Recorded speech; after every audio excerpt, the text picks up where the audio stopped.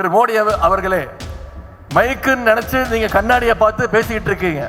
இந்தியாவிலேயே பெண்கள் அதிகமா வேலைக்கு போற மாநிலம்னு பாத்தீங்கன்னா நம்முடைய தமிழ்நாடு. அதே மாதிரி இந்தியாவிலேயே பெண்களுக்கு எதிரான குற்றங்கள் அதிகமா நடக்கிற மாநிலங்கள் எதுன்னு எடுத்து பாத்தீங்கன்னா இந்த 4 மாநிலங்களையும் ஆட்சி செய்து கொண்டிருப்பது பாஜக அரசு.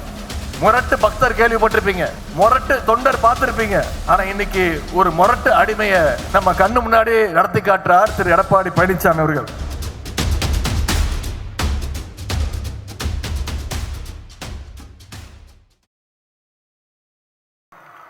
நம்முடைய டெல்டா மாவட்டத்தை, குறிப்பாக இந்த ஒருங்கிணைந்த தஞ்சை மாவட்டத்தை திராவிட இயக்கத்துடைய தொட்டில் அனைவரும் சொல்லுவாங்க.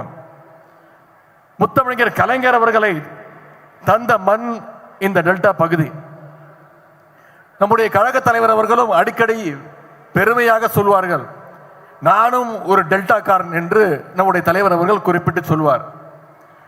அப்படிப்பட்ட இன்னைக்கு தமிழ் மண்ணில் இன்னைக்கு இந்த வெல்லும் தமிழ் பெண்கள் மகளிர் மாநாடு மிகச்சிறப்பாக எழுச்சியோடு நடைபெற்றிருக்கிறது. இதை சிறப்பாக ஏற்பாடு செய்த கழகத்துடைய பொதுச் செயலாளர் அத்தை கனிமொழி கருணாநிதி அவர்களுக்கும், கழகத்துடைய முதன்மை செயலாளர் அண்ணன் நேரு அவர்களுக்கு முதல்ல என்னுடைய பாராட்டுகள், வாழ்த்துக்கள், என்னுடைய நன்றியை நான் தெரிவித்துக் கொள்கின்றேன். அவர்களோடு சேர்ந்து இந்த மாநாட்டை ஏற்பாடு செய்த டெல்டா பகுதியைச் சேர்ந்த அனைத்து அமைச்சர் பெருமக்கள், மாவட்ட கழக செயலாளர்கள், மகளிரணி நிர்வாகிகள், அனைத்து சகோதரிகளுக்கும் என்னுடைய பாராட்டுக்கள், நன்றியையும் வணக்கத்தையும் நான் தெரிவித்துக் கொள்கின்றேன். மற்ற இயக்கங்கள் எல்லாம் ஒரு வருஷத்துக்கு ஒரு வாட்டி, 2 வருஷத்துக்கு ஒரு வாட்டி மாநாடு நடத்துவாங்க. ஆனா திராவிட முன்னேற்ற கழகம் மட்டும்தான் சென்ற மாதம் திருவண்ணாமலையில் இளைஞரணி நிர்வாகிகள் சந்திப்பு, அதன் முன்பு பல்லடத்தில் மகளிர் அணி மாநாடு, இன்னைக்கு தஞ்சையில் மகளிர் அணி மாநாடு, மீண்டும் விருதுநகர்ல இளைஞரணி சந்திப்பு, அதன் பிறகு திருச்சியில மண்டல மாநாடுன்னு இப்படி மாசத்துக்கு ஒரு மாநாடு சந்திப்பு நடத்தி நம்முடைய இயக்கத்துடைய கொள்கைகளை, அரசினுடைய சாதனைகளை, தலைவருடைய சாதனைகளை தொடர்ந்து பேசிட்டு இருக்கிற ஒரே இயக்கம் நம்முடைய திராவிட முன்னேற்ற கழகம்.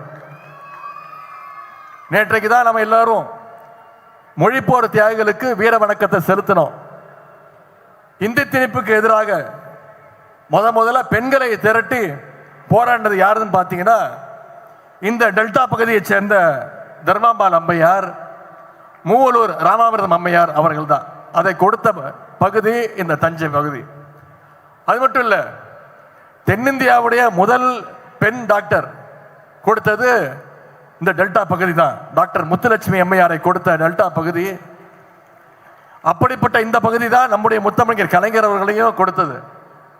இந்தியாவிலே முதன்முறையாக பெண்களுக்கு குடும்ப சொத்துல சம உரிமை கொடுத்தது டாக்டர் கலைஞர். இந்தியாவிலே முதன்முறையாக காவல்துறையில பெண்களுக்கு சம வாய்ப்பை ஏற்படுத்தி கொடுத்தவர் டாக்டர் கலைஞர்.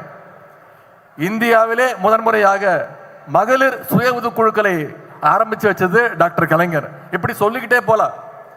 இன்னைக்கு கலைஞர் வழியில நம்முடைய கழக தலைவர் அவர்கள் பெண்களுக்கு பார்த்து பார்த்து நம்முடைய ஆட்சியை நடத்திட்டு வராங்க. நம்முடைய தலைவர் அவர்கள் ஆரம்பிச்சு வச்சதுதான் விடியல் பயண திட்டம், காலை உணவு திட்டம், புதுமை பெண் திட்டம், கலைஞர் மகளிர் உரிமை தொகை திட்டம்.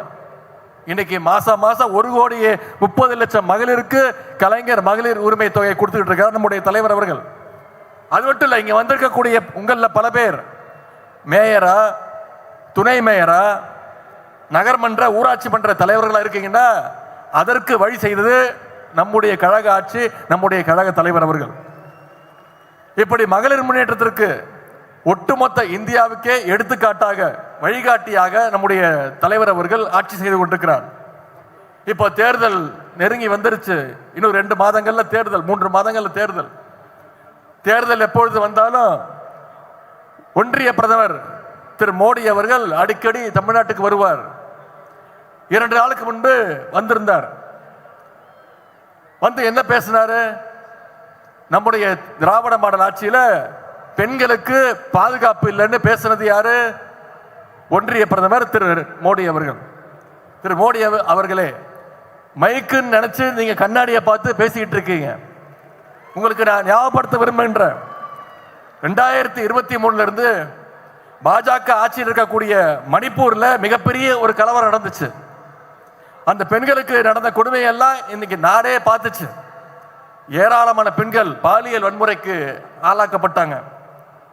அது மட்டும் இல்ல, பாஜக ஆட்சி சரியில்லை, சட்டம் ஒழுங்கு கெட்டு போச்சுன்னு இன்னைக்கு மணிப்பூர்ல ஆட்சி கலைக்கப்பட்டு ஒரு வருஷமா குடியரசுத் தலைவர் ஆட்சி நடக்குது மணிப்பூர்ல. 2002ஆம் ஆண்டு இதே பிரதமர் திரு மோடி அவர்கள் குஜராத்துடைய முதலமைச்சராக இருக்கும் பொழுது முஸ்லிம் மக்களுக்கு எதிராக ஒரு மிகப்பெரிய கலவரத்தை ஏற்படுத்தினாங்க. அந்த கலவரத்தில் அதிகமாக பாதிக்கப்பட்டது யாருன்னு பார்த்தீங்கன்னா பெண்கள். 5 மாத கர்ப்பிணி பில்கிஸ் பானுவை சங்கி கூட்டம் பாலியல் பலாத்காரம் செஞ்சிச்சு. குடும்பத்தையே கொலை பண்ணாங்க. அந்த கொடூரமான வழக்கில் குற்றவாளிகள் பக்கம் நின்னது பாஜக அரசு. காஷ்மீர்ல ஆசிஃபான்னு ஒரு சிறுமி, உத்தரப்பிரதேச மாநிலம் ஹத்ராஸ் ஒரு கிராமத்தில் இருந்து ஒரு பட்டியலின சிறுமி, இப்படி பல பெண்கள் பாலியல் வன்கொடுமை பண்ணி சங்கிகள் கொலை பண்ணாங்க. அந்த குற்றவாளிகளுக்கு ஆதரவு குரல் கொடுத்த கேடுகட்ட கட்சி தான் பாஜக. இந்தியாவிலேயே பெண்கள் அதிகமா வேலைக்கு போற மாநிலம்னு பாத்தீங்கன்னா நம்முடைய தமிழ்நாடு.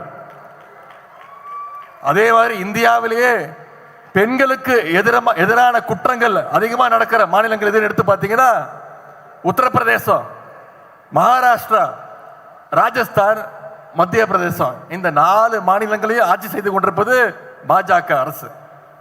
பெண்களுக்கு இவ்வளவு கொடுமைகளை செஞ்சுட்டு தமிழ்நாட்டுக்கு வந்து பெண்கள்கிட்ட வந்து ஓட்டு கேட்கறது வெட்கமா இல்லையா திரு மோடி அவர்கள் என்று உங்களை பார்த்து தமிழ்நாட்டு பெண்கள் கேட்கிறாங்க.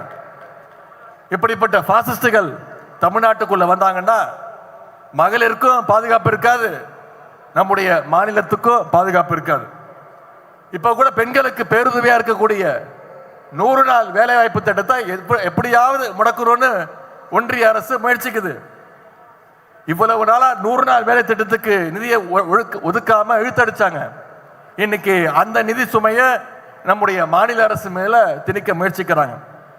இதையும் நம்முடைய முதலமைச்சர் தான் முதல் ஆளா எதிர்த்து குரல் கொடுத்திருக்கிறார்.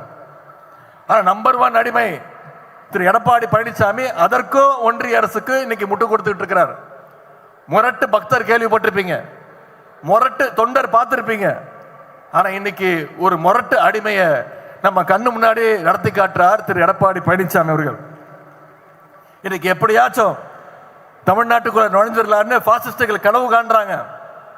பழைய அடிமைகள் மட்டுமல்லாம இன்னைக்கு புது புது அடிமைகளும் உருவாயிருக்கிறாங்க. அவங்க எத்தனை பேர் வேணாலும் கிளம்பி வரட்டும்.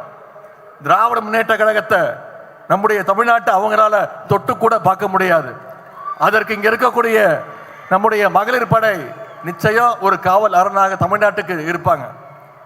ஒவ்வொரு அரசுக்கும் ஒரு அடையாளம் இருக்கும். ஒன்றிய பாஜக அரசு எடுத்துக்கிட்டீங்கன்னா அதோட அடையாளம் பாசிசம்னு சொல்லுவாங்க.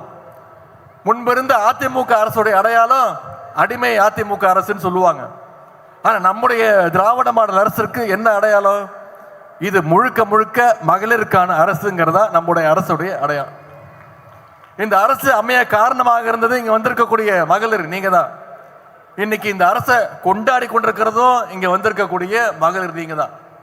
ஆகவே நம்ம அரசுடைய சாதனைகளை, திட்டங்களை, கொள்கைகளை நீங்க மகளிர் மக்கள்கிட்ட எடுத்து கொண்டு போய் சேர்க்கணும். நம்முடைய கழக அணி 200க்கும் அதிகமான தொகுதிகளில் வெற்றி பெற வேண்டும். கழகம் 7வது முறையாக ஆட்சி அமைக்க வேண்டும். நம்முடைய தலைவர் 2வது முறையாக மீண்டும் முதலமைச்சர் பொறுப்பில் உட்கார வேண்டும், அமர வேண்டும். அதற்கு இங்க வந்திருக்கக்கூடிய மகளிர் நீங்க அடுத்த 80 நாட்களுக்கு நீங்க தேர்தல் பிரச்சார களத்தில் இறங்கி உங்களுடைய தேர்தல் பிரச்சாரத்தை நீங்கள் இன்னும் அதிகமாக வேகமாக நீங்கள் செய்ய வேண்டும் என்று கேட்டுக்கொண்டு ஒவ்வொருத்தரும் அயராது உழைக்க வேண்டும். நம்முடைய திராவிட மாடல் பார்ட் 2 அதற்கு மக்கள் ரெடி ஆயிட்டாங்க. நம்முடைய முதலமைச்சர் தலைவர்கள் சொன்னது போல நாம தான் மீண்டும் வெல்வோம், நாம தான் மீண்டும் வருவோம் என்று கூறி உங்க அத்தனை பேருக்கும் மீண்டும் என்னுடைய வாழ்த்துக்களை கூறி நம்முடைய தலைவருடைய ஆட்சி தொடரட்டும், தமிழ் பெண்கள் வெல்லட்டும். நன்றி, வணக்கம்.